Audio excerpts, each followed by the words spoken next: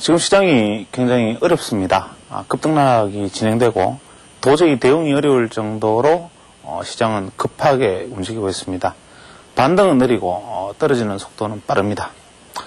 특히 지난 목요일 기준으로 주가가 다시 35% 이상 하락하는 아주 하방향 쪽의 변동성이 극대화되는 모습을 보여주고 있습니다. 사실 시장이 하락할 때는 반등에 대한 기대감이 계속 담겨 있기 때문에 시장 하락에 대한 이유를 찾습니다.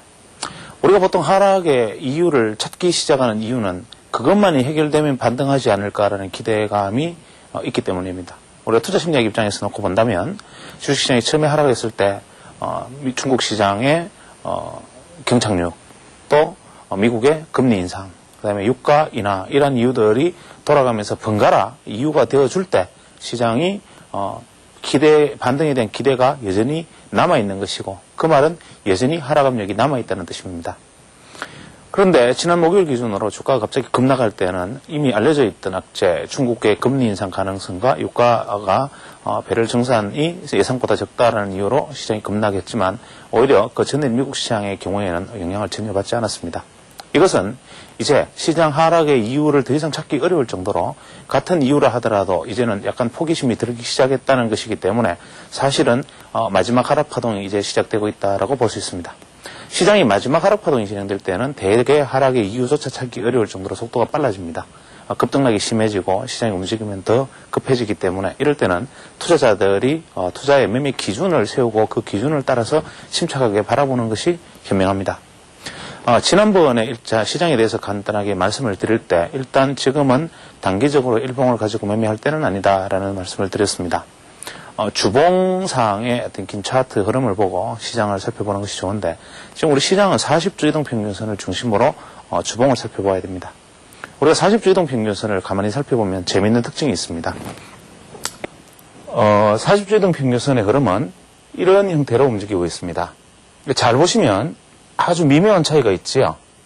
이런 형태를 보이고 주고 있는데 실제로 40주 이동평균선이 고점이 이렇게 높여지고 있고 저점도 동시에 올라가고 있습니다. 현재 40주 이동평균선의 고점과 저점이 왜 중요하냐면 시세의 고점과 다르다는 것이죠. 일전에 제가 이동평균선에 대한 이야기를 말씀하실 때 우리가 이평선에 대한 말씀을 드릴 때 이평선이라는 것은 우리가 시세의 궤적이라는 말씀을 제가 드린 적이 있습니다.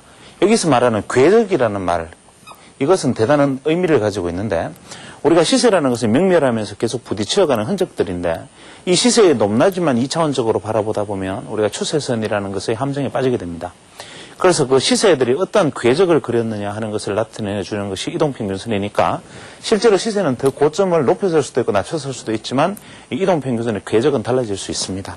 40주 이동평균선의 궤적은 지금 계속 조금씩 높아지고 있고 이제 40주 이동평균선의 궤적이 마지막 파동을 그리고 있습니다. 예를 들면 이러한 형태를 지금 보이고 있기 때문에 마지막 하락 조정에 필요한 것이 아닌가 하는 국면이고 이것이 돌아갔을 때 본격적인 시장의 방향성이 상방향으로 나오지 않을까라는 것이 시장 강세론자들의 생각이 아닌가 저는 생각합니다. 그래서 현재 국면, 바로 요 국면을 우리가 어떻게 해석할 것인가만 놓고 다시 생각해 보면 지난 시간에도 말씀을 드렸지만 40주 이동평균선이 이렇게 이번에 반등하는 국면에서는 시세가 이렇게 올라와서 이격을 확대시켜주는 움직임을 보여주지 않았다는 것이죠.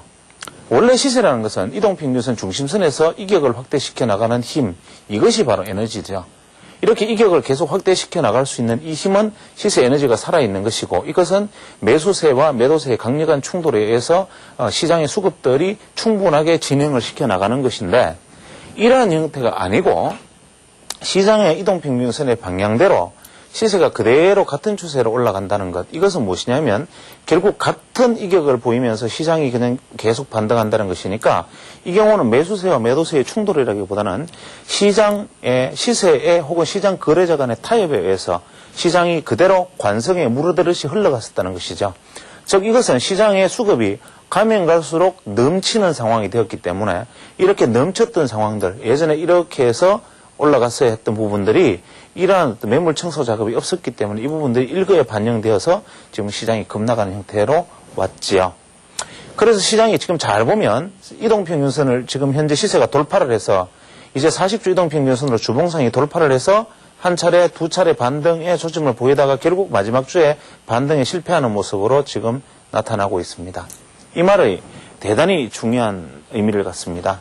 현재 이것이 바로 반등을 했을 경우에라도 사실 시장은 이까지 반등함으로써 한 개의 파동이 마무리되고 본격적인 하락 파동이 어차피 전개되어질 수밖에 없는 기술적 분석의 국면이었고, 여기서 그냥 바로 떨어져서 나가서 이어진다면 어차피 이쪽에서 있어야 했던 조정이 이제서 나타나기 때문에 이만큼은 가파른 조정이 나타날 수밖에 없다. 이게 대충 한 원래는 800포인트에서 나타났어야 될 조정이기 때문에 대충 한 650에서 700대의 구간대까지 떨어지는 것은 가파른 속도로 떨어져야 되시고, 이 가파른 속도로 떨어지는 것은 이 부분에 대한 오버슈팅에 대한 컴펜세이션, 즉 보상 기준으로 떨어지는 것이다. 때문에 700대 구간대까지는 변동성이 아주 커질 수밖에 없고, 이 급격한 변동성과 떨어질 때 날카로운 각도로 떨어질 수밖에 없는 것은 이 부분에 대해 수급상 오버슈팅 됐던 부분들이 순식간에 떨어지는 것입니다.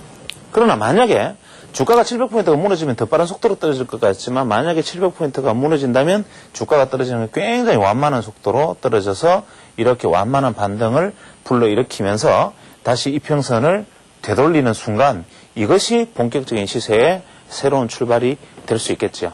우리 투자자들은 지금 국면에서 뭐 반등과 혹은 뭐 상승 혹은 뭐 추세 이런 것을 논할 구간이 아닙니다.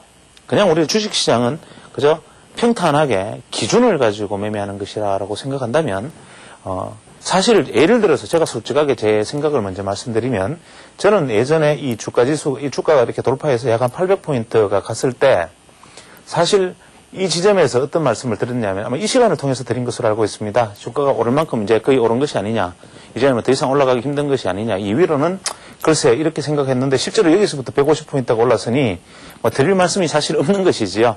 그렇지만 제가 볼 때 수급 논리상 800포인트 이상은 오버슈팅이었다라고 저는 그 이후로도 지금까지 계속 생각해왔고, 이후로는 계속 보수적인 입장을 견지해 왔습니다. 여기서 말하는 보수적인 입장이라는 것은 조정을 받아야 되는데 시장이 계속 오르니까 할 말이 없다 이 뜻입니다. 꼭 떨어진다라기보다는.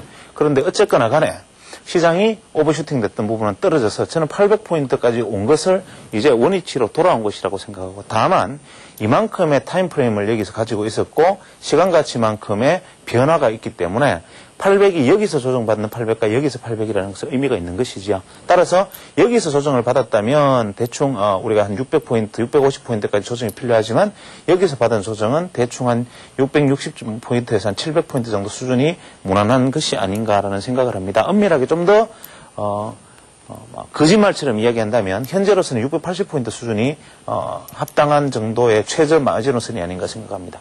그래서 떨어질 때도 마찬가지입니다. 올랐을 때 800포인트 이상 오르는 부분이 오버슈팅이었다면, 만약에 떨어진다 하더라도 설령 700포인트든 지난번 720포인트든 혹은 750포인트든 그것이 중요한 것은 아니라, 어떻게 떨어졌다 하더라도 설령 지난번 전저점인 720포인트에서 이렇게 반등을 해서 지금 이번에 다시 만약에 720포인트에서 이렇게 반등을 해나간다 하더라도 이 경우에는 시간이 좀 많이 필요할 것이고, 만약에 700포인트 이하로 내려온다면 V자형 반등이 가능할 것이라는 측면에서 놓고 본다면 약 한 2달 정도의 시간은 필요하지 않을까 생각합니다.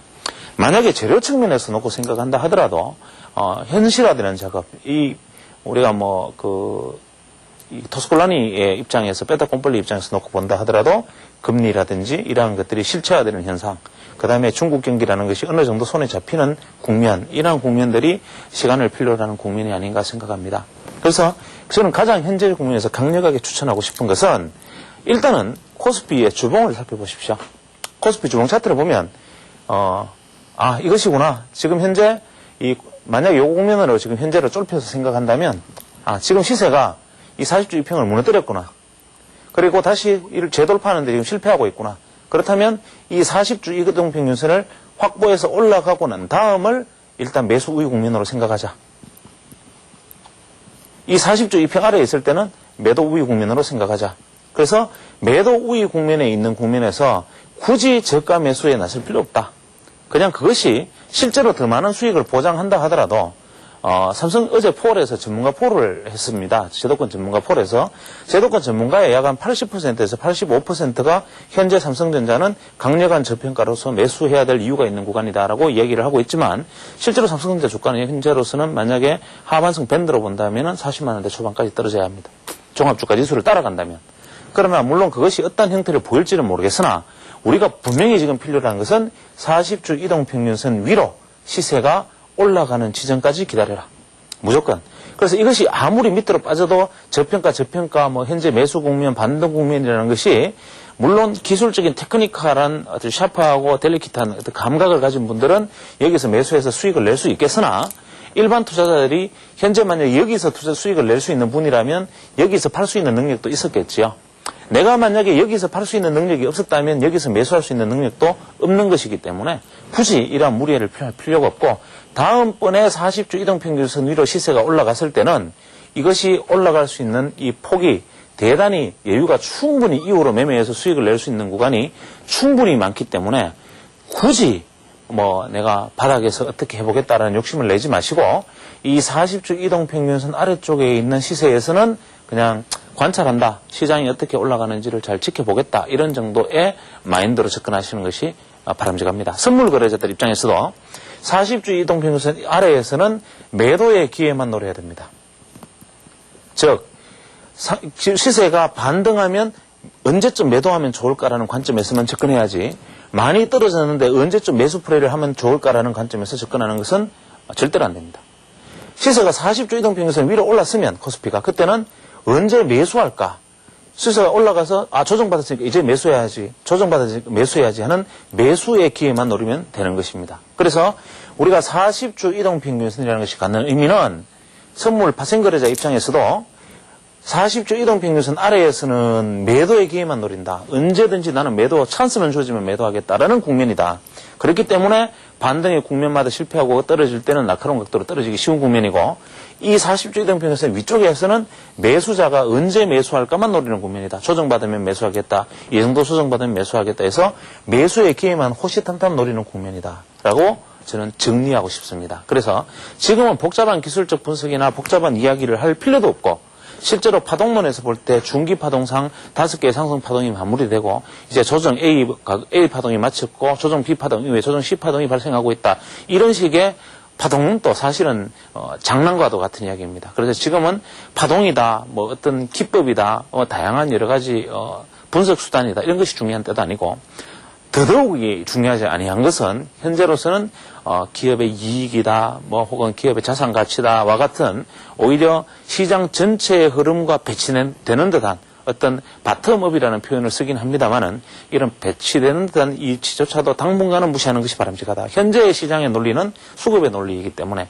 수급의 논리에는 실적의 논리마저도 맥을 못 추지는 것이다. 그렇기 때문에 지금은 뭐 어떤 것이 저평가다 고평가다라는 생각조차도 현재로서는 할 필요가 없습니다. 시장이 무조건 나쁘다고 생각할 필요도 없고 좋다고 생각할 필요도 없고, 40주 이평선 아래에서는 아직까지는 매도 세력이 우위에 있고 매도 세력이 잠복해 있다.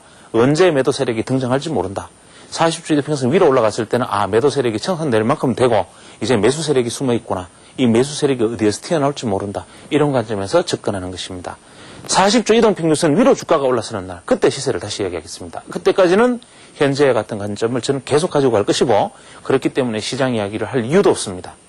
시세가 40주 이동평균선 위로 올라가는 날 다시 한번 시세를 논의해 보겠습니다.